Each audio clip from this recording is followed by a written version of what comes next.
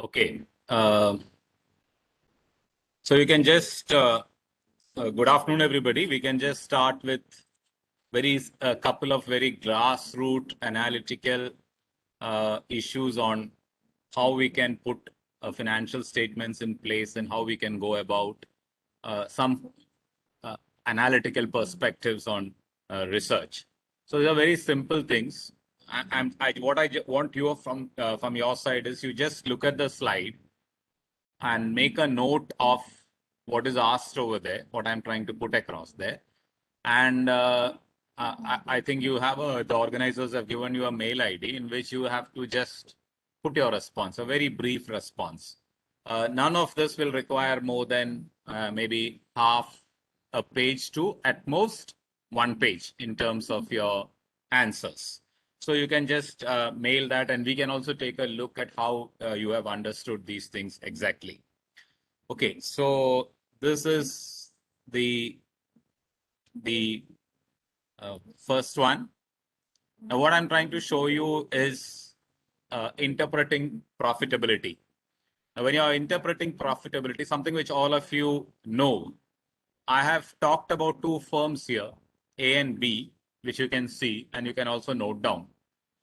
I have given just very simple two ratios. There is a gross profit ratio and the net profit ratio. Now, for firm A, you have a gross profit ratio which is 40% and a net profit ratio which that firm has created is only 5. Whereas for B, it is just the reverse. It has only 15% in GP ratio, but it has made a net profit ratio of 35%. Okay. The other details in the profit and loss account is not given. So this is the data. Now from this data, what you're supposed to do, you have supposed to interpret profitability of the two firms. I've not asked for the profits of the two firms because amounts are not given. Where will you, which firm will you place as better in terms of profitability? And what is the reason for that? So you just say A or B, according to you, is more profitable in its operations.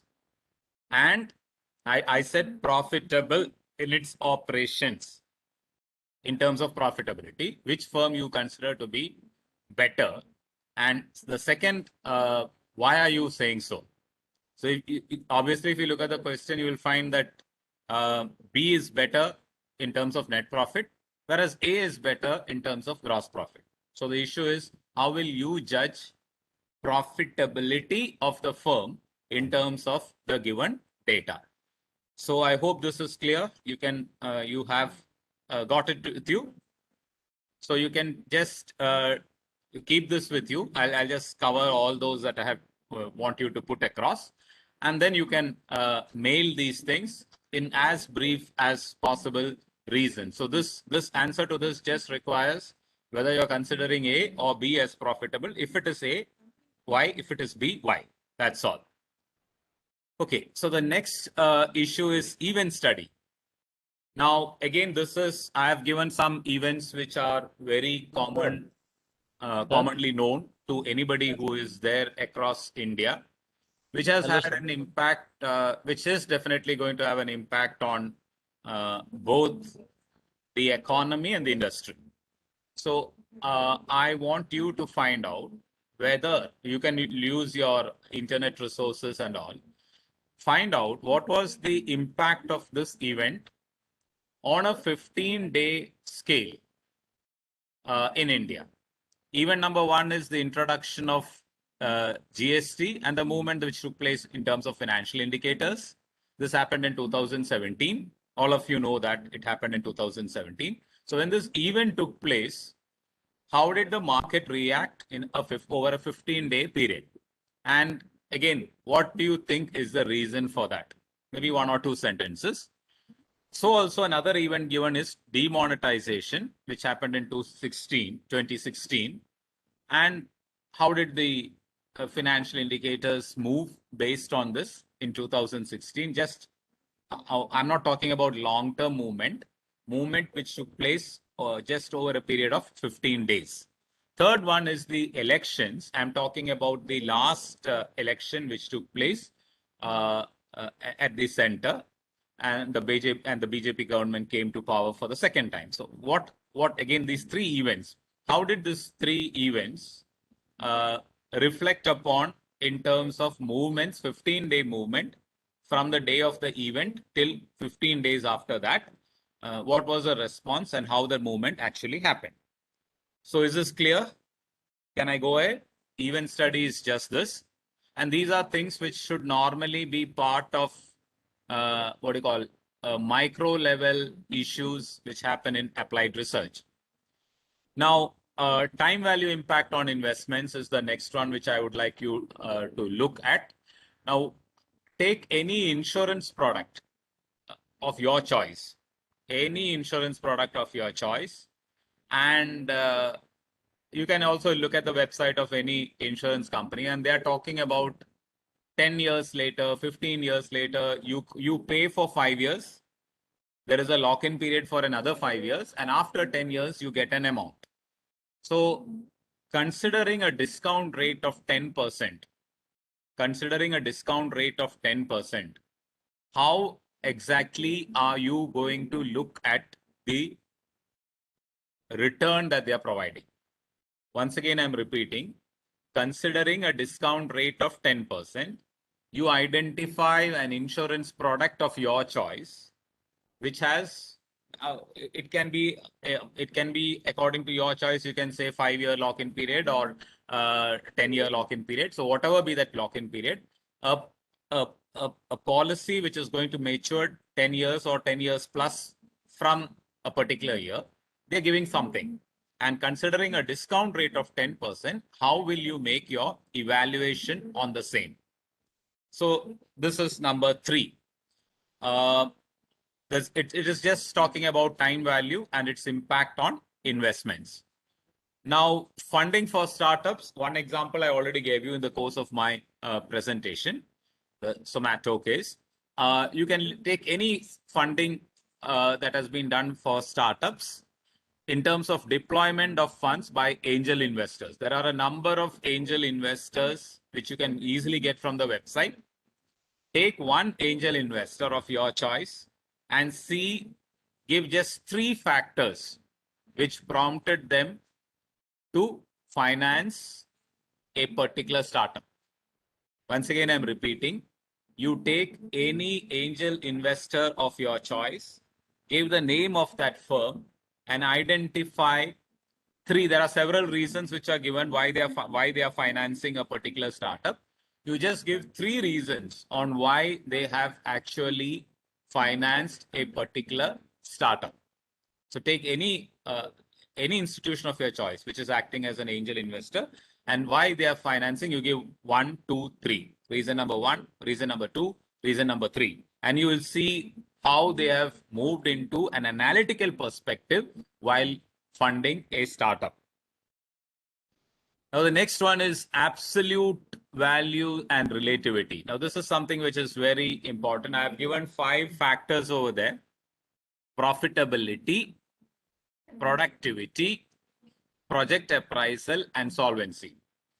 Now, I don't want you to take all the 4. You take any one of your choice. You can either select profitability, or you can select productivity, or you can select project appraisal, or you can select solvency. You take any one of the factors given here and you decide how this factor is different from the absolute value. Now, I'll tell you what is absolute value. Suppose I take profit. Profit is an absolute value, whereas profitability is a relative value. Now, in the first example that I gave you, I talked about relativity. I didn't talk about absolute value. So here when I'm saying profitability, one value is associated with another value. It can be profitability in terms of return of investment, or profitability where profit is put against sales. So it can be analyzed on any relative values. So you are supposed to talk about how this conveys meaning when it is put in a relative term when compared to putting it in an absolute term. I'll just give one example. all of you know about project appraisal techniques. When you do financial project appraisal techniques, you have heard about a term called net present value. What is this net present value? It is the excess of present value of inflows over the present value of outflows. Or simply it is present value of inflow minus present value of outflow. And that's an absolute value. Let us say a project has an initial investment of 1 crores. 1 crore. And it gives inflows whose present value is 1 crore 20 lakhs. So present value of inflow 1 crore 20 lakhs. And initial investment is the present value of outflow, which is 1 crore. So when you take the absolute value, you get a surplus of 20 lakhs. This is an absolute value. Now let us take another firm in which its present value or the initial investment that is required is just 10 lakhs. First case, I said initial investment is 1 crore. Present value of inflows is 1 crore 20 lakh. Surplus is 20 lakh. Now I'm taking a case of 10 lakh. And the present value of inflow is 12 lakh. So 10 lakh, 12 lakh, benefit or a surplus is 2 lakhs. So for firm A, it is 20 lakhs. For firm B, it is 2 lakhs. But the problem here is, for firm A, it is 20 lakhs with an investment of 1 crore. For firm B, it is 12 lakhs with an investment of, again, 10 lakhs. So in both the case, the surplus is 20%. Or in other words, if you put this in terms of profitability index, it becomes a relative value. So how do you look at these relative values like profitability vis-a-vis profits or productivity vis-a-vis production, or as I said, NPV vis-a-vis profitability index? So there are a number of financial analytical methodologies where we try to look at relativity versus absolute values.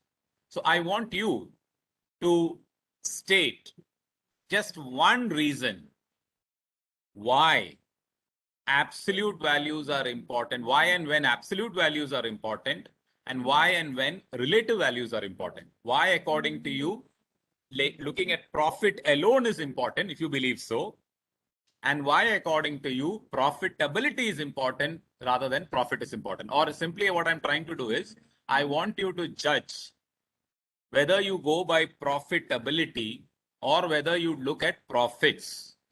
You can take any example, gross profit ratio, net profit ratio, NPV, or solvency, or any issue, and try and establish whether it is the absolute value or the relative value which becomes more important. Okay.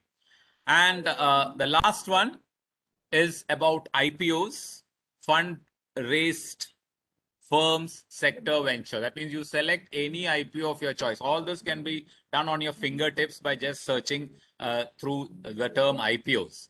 You will get a number of IPOs which have come. Maybe you select any IPO in the last 6 months and you try and identify the funds which were raised, the sector and the venture in which it has financed.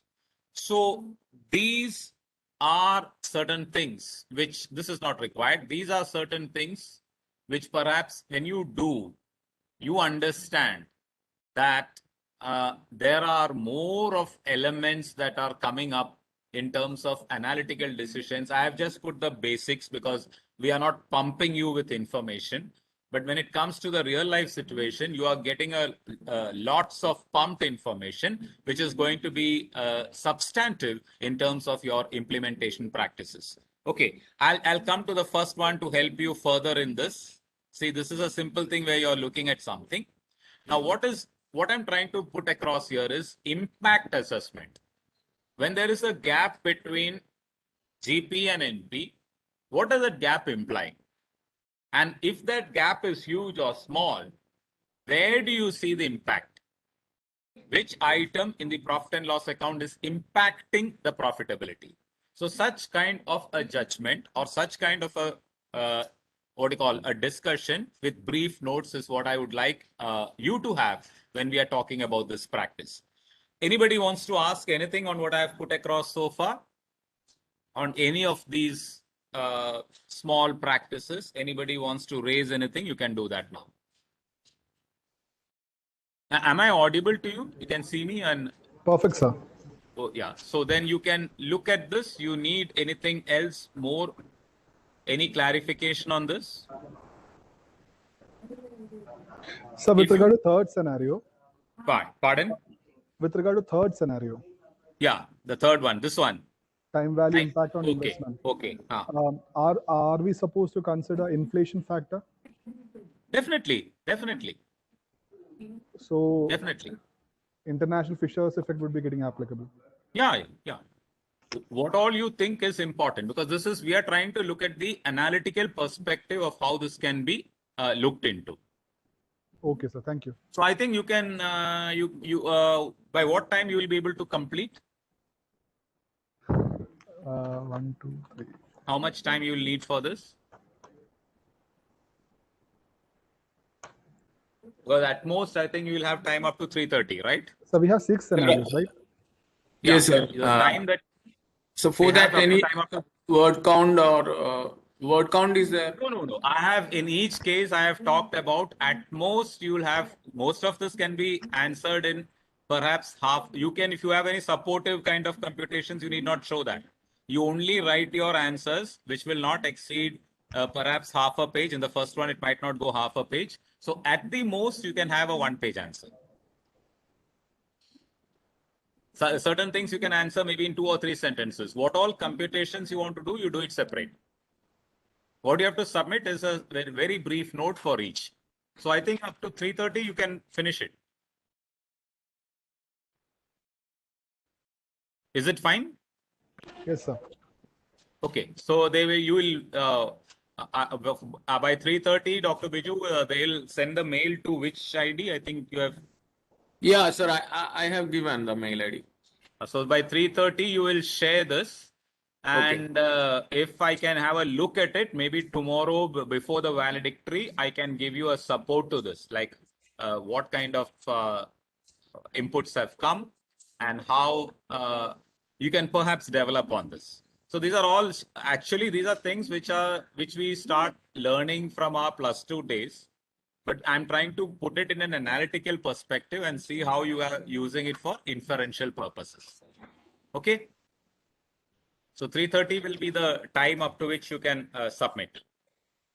So some are asking for 6 o'clock or something.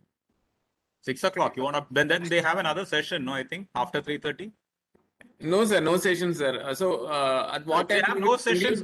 No problem. If you don't have a session, I thought you have another session after this. If you don't have a session, I can give you up to 5 o'clock. No problem.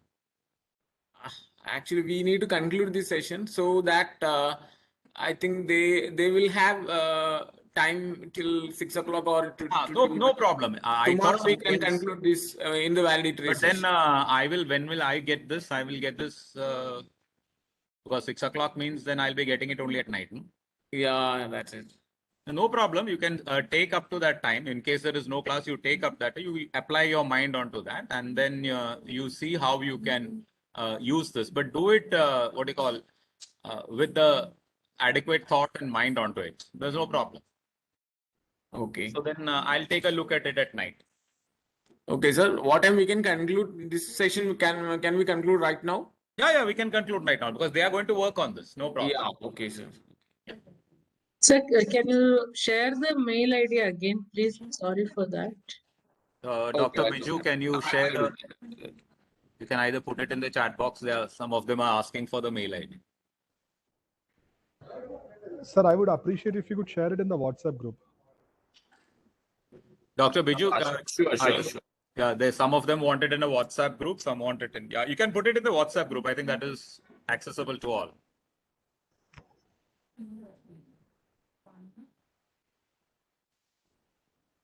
So in that case, if there's nothing more, I'll take a look and get back in the valedictory. Maybe I'll get 5 minutes or 10 minutes, Dr. Biju. Yeah, valedictory, you can take 10 to 15 minutes. for No that. problem. So, Tomorrow, okay. 3:30 time, 3:30. Okay. So then at that time, I'll respond to your inputs, and I also give my own add-ons, the way it should actually, or the way we intended it to be. Okay. So thank you, and we'll meet again tomorrow. Huh? So I think I would invite Anitha Raman to give vote of thanks, formal vote of thanks to you Okay, for no the problem. 2 sessions. Yeah. Is Anitha Raman is there? Yes, sir.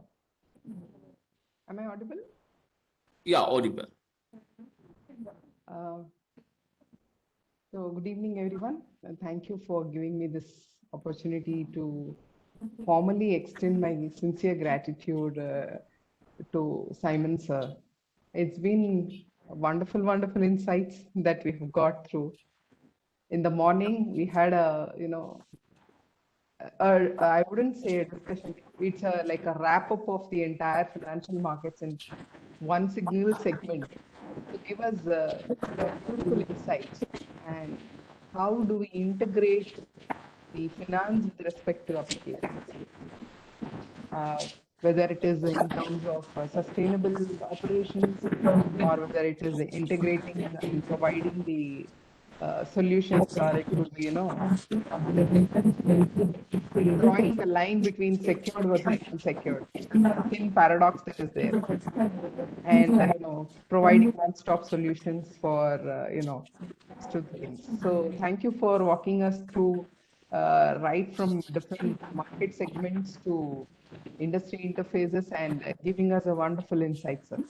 So maybe your valuable inputs will take us ahead and may it result into some kind of a industry academia interface as well as interaction in the due course to come, and it will have a long impact. Sure. If that leads Thank to you. that, it will be wonderful. And I think you people can take a lead and what do you call a concerted effort on that line also. So yeah, I thank even all the organizers for being very patiently supporting us, for giving us all the required inputs on time and making this possible. It's a social cause to help the faculties across India.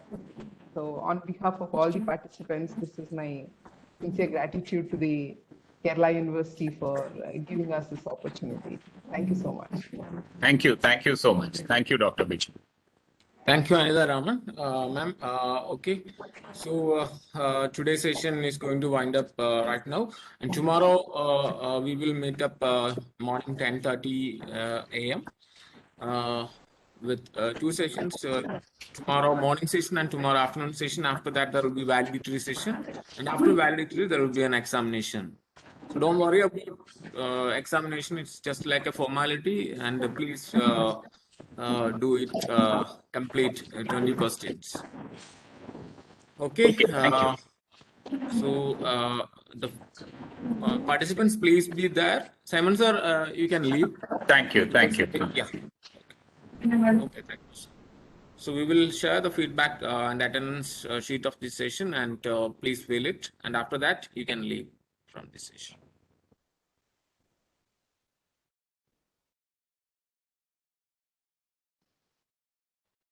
Snehid, can you stop recording and please give the feedback sheet?